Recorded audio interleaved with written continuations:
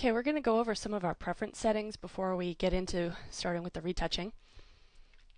You can find them under the Photoshop pull down. Okay, here we are with the general preferences. It comes by default with about 10 or 20 history states. I like to keep mine at 200. That way I can go back really far into my history if I need to make changes.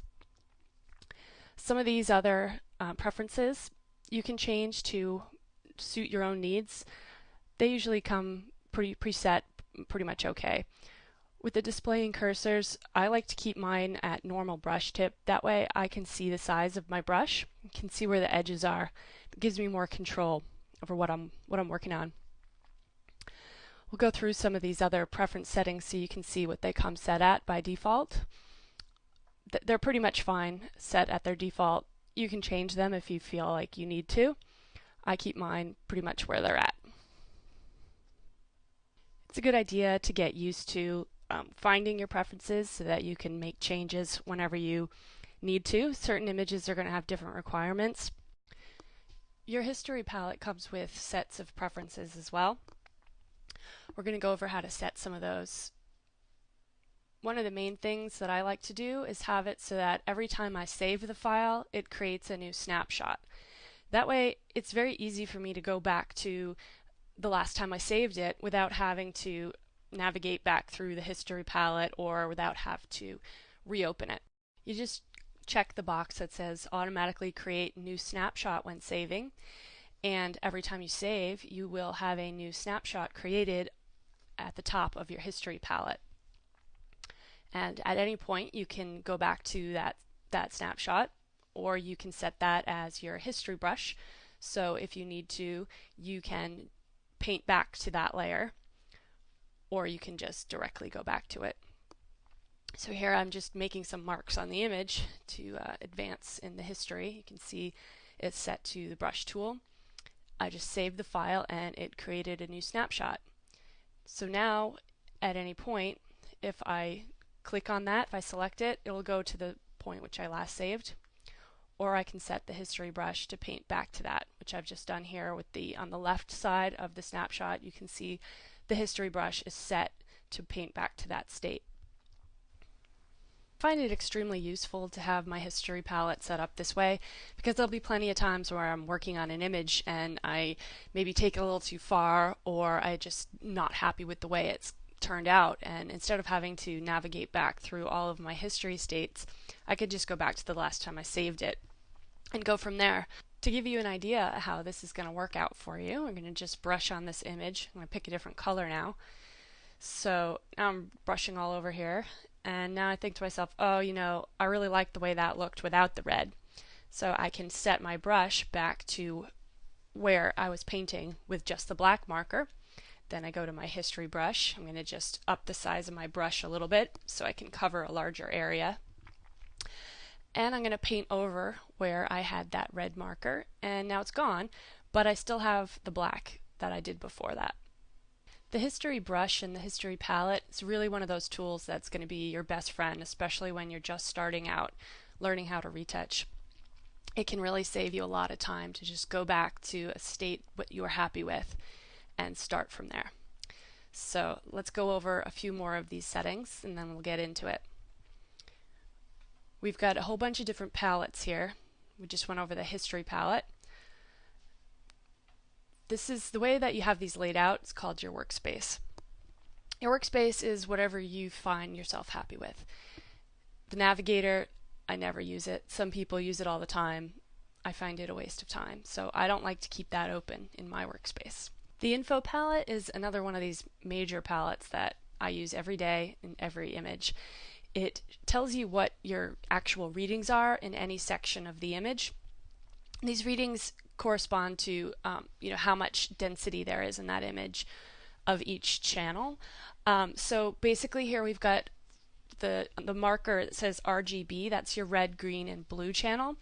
If you're working in CMYK, you can read it in CMYK also. These numbers in the info palette, they correspond to the actual data that's in the file, the information.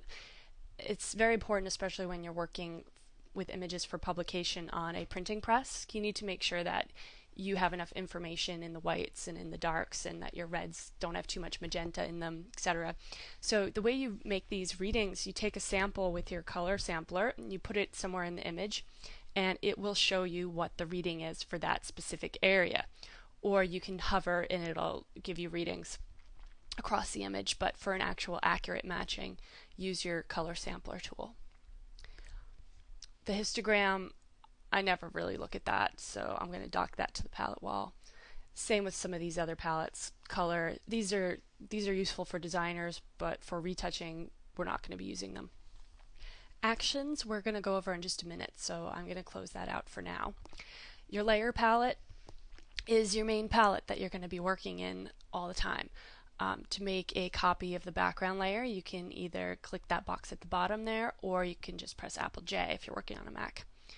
You can change the opacity of that layer, you can change the setting of that layer to all these different options. The next palette you've got here is your channels palette. Channels basically show you the actual information that is in all these different layers of it's like a negative. You've got your red, your green, and your blue channel. This information corresponds to the data that is located in there. So the red is going to be a little bit denser in the areas of the image where there is red. That's the same throughout. Paths I never use, so we can just close that out. Once you've figured out which palettes you're going to be using frequently, you can keep them open. The other ones you can either dock to the palette wall and they go up there in the top right, or you can close them out completely. If by accident you close out a palette and you need to access it again, you just go up to Window, and you have the selection there of all of the different palettes, and you can bring it back up. Now, I like to combine my history and my layers and my info. Those are the three that I use the most, and everything else can go away. I'm going to walk you through how to create an action, as well as how to create a batch action, which you'll see is a huge time saver. Doing the batch can help you flatten files all at once. It can help you pretty much do anything you can think of. So we're going to go under to the action palette, and we're going to say new set. This is how you can create your own set of actions. We can name it whatever you want. You say OK, and it creates a folder inside your action palette. I'm going to just quickly make a new file here so that we can create an action on it. So once you have your new action set, inside there you say new action in the pull down menu, and you can call it, it's a good idea to name your action what it is so that you don't lose sight of it in the future. So we're just going to create one to flatten the image. Click on the red dot to start the recording, and then everything you do from there will be part of that action. So here I'm making a copy of it and a couple copies of the layer, and it's showing the creation of these new layers. I'm going to merge them down into one, and then I'm going to stop recording, and here's my action now, is to make several layers and merge them together. So if you click play, it will go through all of those actions there by making copies and then merging them. I'm going to simplify this by deleting some of these so that we just have one layer merging, and that will basically be the same thing as flattening the image. And we'll leave it at that. So now if you press play, if we make a second copy and then you press play, it will flatten the image. I'll just do a little bit of drawing here so that you can see what's going on. The drawing is only on the top layer and the background is pure white. Now that it's flattened through our action, we have one image with black marks on it. Once you have an action made, you can run a batch action, which will save you so much time if you need to do the same thing to multiple files. So you go down under File, Automate, Batch, and under Play you select the set, and then you select the action. You choose the folder that you want to do the work onto, and you set a folder to save the work into. You could just save and close, or you could say none and the file will stay open, but generally you want to have it saved to a separate folder. That way you can keep your layered files and you can keep your flattened files if your action is to flatten it. Okay, so I just ran that action, and what it did was it opened the file from my first selected folder, it flattened it, and it saved it to the other folder. So now, if you had 100 files in that first folder, it'll run through all those 100 files, flatten them, and save them into the separate folder.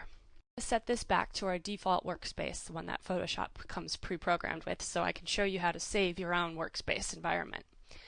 Now this is the default with all of the palettes open again.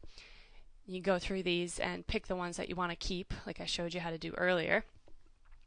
And once you have them bunched together and the other ones separated out, you go back and you say under Window, Workspace, Save Workspace. And you can name it whatever you want. You can set it, the workspace that we're doing right now is palette locations. You can save keyboard shortcuts, menus, etc. But this is just for palette location. And now if somebody else comes and uses your computer and they mess it all up and they move your palettes everywhere, you can just go back to down at the bottom. You've got your workspace saved. Everything is set up properly. We are ready to get started.